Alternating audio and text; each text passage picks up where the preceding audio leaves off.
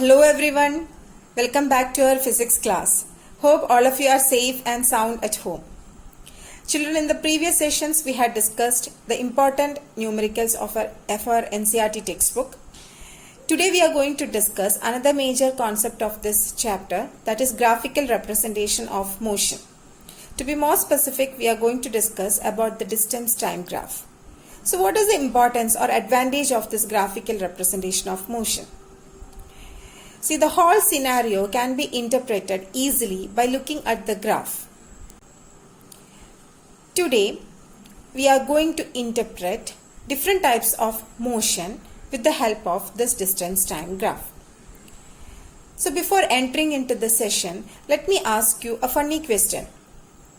Have you heard about the story of hare and tortoise? You might be wondering, hare and tortoise? Yeah, I know that all of you had studied about this, the story of this hare and tortoise in your lower classes, especially in the KG or pre-KG classes. And do you remember that? If not, let's just recall that story. We can go through the story and we can just remember that good old days, right? So just have a look at this video.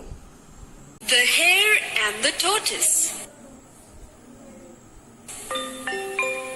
A hare and a tortoise were very good friends. One day, they were talking with each other about running a race.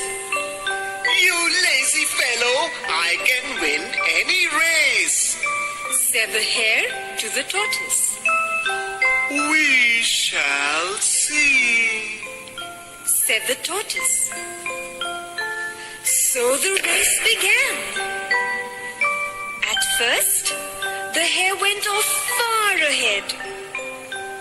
The hare was sure to win. So, he slept for some time. But he overslept. Meanwhile, the tortoise walked on slowly. He reached the winning spot and won the race. Moral: slow and steady wins the race. Did you enjoy the story? I hope all of you enjoyed the story. And you might be wondering, what happened to this Anjali ma'am? Why does she show such a story to us right now? Children, here we are concerned about the motion of tortoise and hare. Today we are going to analyze the motion of tortoise and hare. So let's start. As we discussed in our introductory video, today we are going to discuss graphical representation of motion.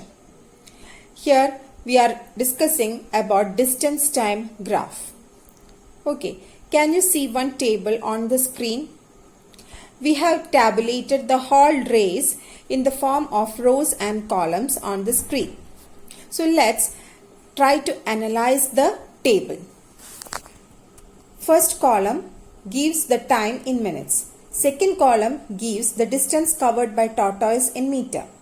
Third column gives the distance covered by hare in meter. Initially, when the time is 0, that is when the race has not yet started, distance covered by hare and tortoise will be 0. After 1 minute, the tortoise covers a distance of 20 meter, but our hare is pretty faster. He has covered a distance of 40 meter. After 2 minutes, tortoise covers a distance of 40 meter. Hare again faster. He covers a distance of 60 meter. After 3 minutes, tortoise covers a distance of 60 meter, but look at hare. He is at the same position. Why? Because hare thought, yeah, I am going to win. Tortoise is not going to win. Surely I will win. So let's take some rest. Okay. He became lazy and he slept. Now, after 4 minutes, tortoise covers a distance of 80 meter. But our hare is still at the same position, 60 meter. And after 5 minutes, tortoise has reached 100 meter. 100 meter is the finishing point of the race. So he has won the race. but our hare is still sleeping. He is at the same position, 60 meter. And after 6 minutes, tortoise is at the finishing point and our hare reached the finishing point only after tortoise reached the. Okay, so it became very easy to us to analyze the whole race when we tabulated it. But what if there are hundreds of rows and columns? Will it be that much easier to analyze the table? Okay, is it easy to analyze each row and column? No. So for such cases, we will go for a graphical representation. See, if we plot a graph based on this race, we can easily interpret the race by looking at a glance. So that is the advantage of graphical representation. It helps to understand the data quickly by looking at a glance. Okay, so let's try to plot a graph based on this given data. Here, again I have tabulated the same data but in a different way. Okay, I have just interchanged the rows and columns. That's all. Okay, let's try to plot a distance time graph based on the given data. So whenever you plot a distance time graph, here distance is plotted against time, right?